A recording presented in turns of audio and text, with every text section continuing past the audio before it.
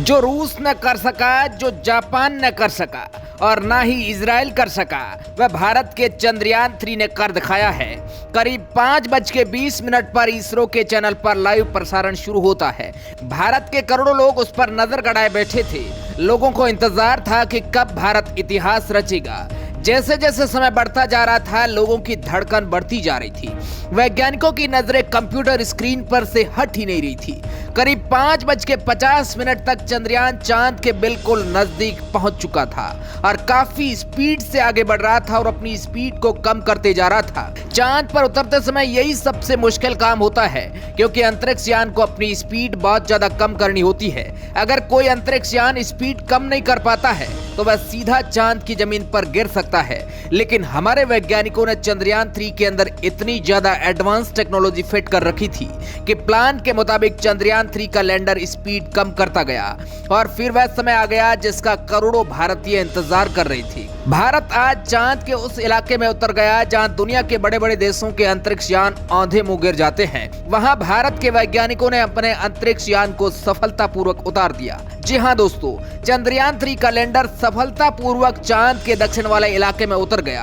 आज 140 करोड़ भारतीयों का सीना गर्व से चौड़ा हो गया। जिस समय चंद्रयान उतर रहा था उस समय इसरो के ऑफिशियल चैनल को 60 लाख से ज्यादा लोग लाइव देख रहे थे। जैसे ही चंद्रयान 3 चांद की जमीन पर पहुंचा तो इसरो के हेडक्वार्टर में बैठे वैज्ञानिकों की तालियां रुक ही नहीं रही थी। हजारों वैज्ञानिक खुशी से झूम उठे।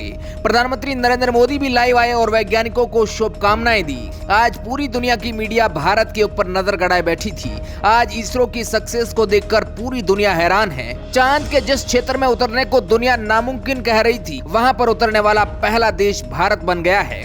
लेकिन भारत के वैज्ञानिकों ने पहले ही कह दिया था कि किसी भी हालत में अब की बार चंद्रयान चांद की जमीन को फतह करेगा। आज से 4 साल पहले जो मजाक भारत की पड़ोसी देशों ने बनाई थी, उसका इसरो के वैज्ञानिकों ने मेहनत से जवाब दिया है। हमारे वैज्ञानिकों को अपने आप पर पूरा भरोसा था। अब सवाल यह है कि आखिर ये चांद पर नीचे कैसे उतरा था और ये लास्ट के 30 मिनट इसके लिए कितने ज्यादा भयानक थे। सब कुछ आपको इस रिपोर्ट में बताएंगे। क्या प्रोसेस था, कैसे आखिर इसने 30 किलोमीटर ऊपर से अपने इंजन को चालू करके धीरे धीरे अपनी स्पीड को कम किया और लास्ट के 15 मिनट इसके लिए कैसे गुजरे थे। आप देख रहे हैं आर मीडिया चैनल। दोस्तों, आज का दिन भारत के लिए किसी स्वर्णिम इतिहास से कम नहीं है। चांद पर आज से पहले 3 देश ही सफलतापूर्वक लैंडिंग कर पाए थे। आज भारत का चंद्रयान 3 सफलतापूर्वक लैंड करने के साथ ही चांद पर सॉफ्ट लैंडिंग करने वाला भारत चौथा देश बन गया है।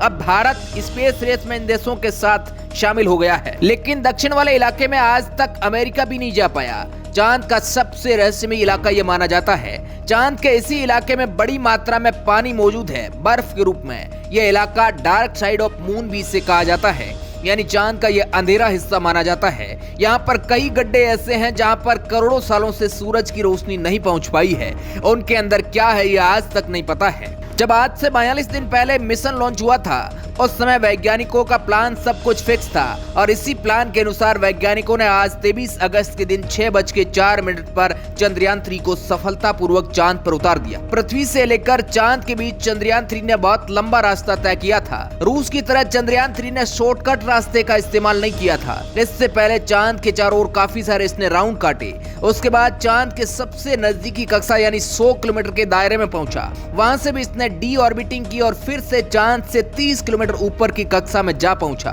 वहां से वैज्ञानिकों ने इसके नीचे उतरने का प्रोसेस स्टार्ट किया। 30 किलोमीटर ऊपर से वैज्ञानिकों ने इसके इंजन को फायर किया और फिर धीरे धीरे ये नीचे की तरफ उतरना स्टार्ट होता है। इसके रास्ते का मैप भी आप वीडियो के अंदर देख सकते हैं। कुछ इस तरीके का रास्ता चंद्रयान 3 के लिए वैज्ञानिकों ने बनाया था और जब ये नीचे उतर रहा था उस समय इसके अंदर लगा कैमरा नीचे की जगह को स्कैन करके बता रहा था कि लोकेशन बिल्कुल सही सलामत है, यानी नीचे चंद्रयान के लिए कोई भी खतरा नहीं है। इसके अलावा इसके अंदर सेंसर्स लगे होते हैं जो पहले से ही इसको काफी ऊपर से ही स्कैन करके जानकारी दे रहे थे कि चांद का लैंडिंग एरिया बिल्कुल क्लियर है। 30 किलोमीटर से नीचे का सफर मिनटों के अंदर होता है। यहाँ पर वैज्ञानिक इसकी लाइव तस्वीर भी देख रहे थे। इस 30 किलोमीटर से नीचे के डिस्टेंस को कवर करते समय चंद्रयान 3 खुद ही फैसला ले रहा था और खुद के अंदर लगे ऑनबोर्ड कंप्यूटर सिस्टम ही चंद्रयान 3 को सलाह दे रहे थे।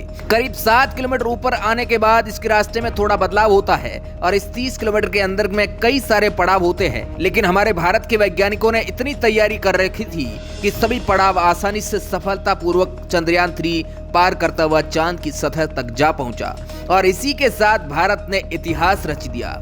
चांद पर उतरना इतना भी आसान नहीं होता है। इस 30 किलोमीटर के दायरे में इस अंतरिक्ष यान को बहुत ज्यादा अपनी स्पीड को कंट्रोल करके बिल्कुल इसे 0 पर लाना होता है। यानी जैसे जैसे ये नीचे की तरफ बढ़ता जा रहा था, चंद्रयान 3 अपनी स्पीड को घटा रहा था। स्पीड के घटने की वजह से इसने आराम से चांद की जमीन पर लैंड किया। अब दोस्तों, चांद पर तो ये सफलतापूर्वक उतर गया। अब आगे का काम वैज्ञानिक शुरू कर देंगे। अभी चांद पर दिन की शुरुआत ही हुई है। इससे 14 दिन तक चांद के उस इलाके में रिसर्च का काम करना है। 14 दिन के बाद चांद के उस इलाके में रात हो जाएगी। लेकिन अब सवाल ये उठता है कि इन 14 दिनों के अंदर ये वहां पर क्या करेगा? आखिर इसका मुख्य मकसद चांद के दक्षिण ध्रुव में जाने का क्या है? चांद का दक्षिण ध्रुव काफी जटिल इलाका माना जाता है, जहां पर काफी देश तो ट्राई कर चुके हैं, लेकिन उन्हें सफलता नहीं मिली थी। आपको पता होगा कि 2019 के अंदर भारत ने चंद्रयान 2 को दक्षिण वाले इलाके में भेजने की कोशिश की थी, लेकिन वह जा नहीं पाया था। अब चंद्रयान 3 चांद के दक्षिण वाले इलाके में बहुत बड़ी खोजबीन करने वाला है। भारत के अभियान पर अमेरिका और दुनिया भर के देशों की नजर है।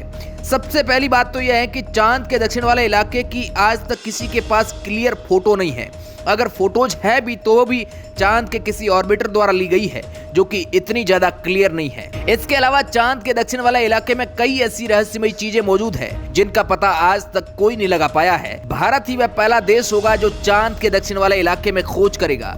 कुछ तो आपको पता ही होगा कि इस क्षेत्र में पानी बड़ी मात्रा में जमा है और ये पानी का पता भारत के चंद्रयान 1 ने ही लगाया था। इस बार चंद्रयान 3 कई उद्देश्यों को लेकर चांद के अंधेरे इलाके में गया है। 14 दिनों तक रोवर चांद के उस भयानक इलाके में काम करेगा। इन 14 दिनों के अंदर चांद के ऊपर कई सारे एक्सपेरिमेंट किए जाएंगे और जिसके जरिए ऐसे ऐसे चांद के बारे में राज बाहर आने वाले हैं जो दुनिया के सामने पहली बार आएंगे। इन एक्सपेरिमेंट में पानी की खोज भी शामिल है और चांद के गहरे गड्ढों में क्या छिपा हो सकता है, इसके बारे में भी गहनता से पड़ताल की जाएगी। चंद्रयान 3 के रोवर के अंदर चांद पर भूकंप मापने वाले उपकरण भी लगे हैं। भूकंपीय तरंगों के जरिए चांद की जमीन के अंदर की जानकारी भी निकाली जाएगी। तब हम समझ पाएंगे कि चांद के अंदर आखिर है क्या, आखिर चांद के अंदर कौन कौन प्रकार की धातुएं मौजूद है। इसके अलावा चांद का दक्षिण ध्रुव उत्तरी ध्रुव से बहुत ज्यादा जटिल है, जो कि चांद का अंधेरा और सुनसान इलाका है।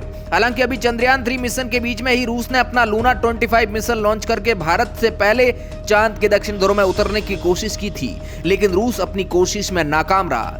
2 दिन पहले यानी 20 अगस्त को रूस का लूना 25 बेकाबू होकर चांद की जमीन पर गिर पड़ा। रूस के वैज्ञानिकों ने लूना 25 को काबू करने की बहुत कोशिश की, लेकिन वो कंट्रोल से बाहर हो गया और मिशन फेल हो गया। लेकिन अब भारत ने आज से 4 साल पहले ही सोच लिया था कि सबसे पहले जाकर चांद के दक्षिण इलाके में उतरना है। इसलिए तो चंद्रयान 2 को 4 साल पहले चांद के दक्षिण इलाके में भेजना था, लेकिन उस समय उस हादसे ने वैज्ञानिकों को निराश कर दिया। उस समय भी हमारे वैज्ञानिकों का टारगेट चांद का दक्षिण ध्रुव ही था, लेकिन कुछ टेक्निकल खराबी के चलते उस समय हमारा विक्रम लैंडर चांद की सतह पर सॉफ्ट लैंडिंग नहीं कर पाया और बेकाबू होकर क्रैश हो गया। केवल 2 किलोमीटर ऊपर था। अगर 2 किलोमीटर सही सलामत पार कर जाता तो 4 साल पहले ही हम इतिहास रच देते। और उस समय कुछ देशों ने भारत का मजाक बनाया था, लेकिन आज भारत ने उनका जवाब अपनी मेहनत से वैज्ञानिकों ने दिया है। आज भारत की स्पेस एजेंसी इसरो का लोहा पूरी दुनिया ने मान लिया है। जो बड़े बड़े धुरंधर देश थे वो भी आज भारत के सामने नतमस्तक हो गए हैं। Bureau report, R media network.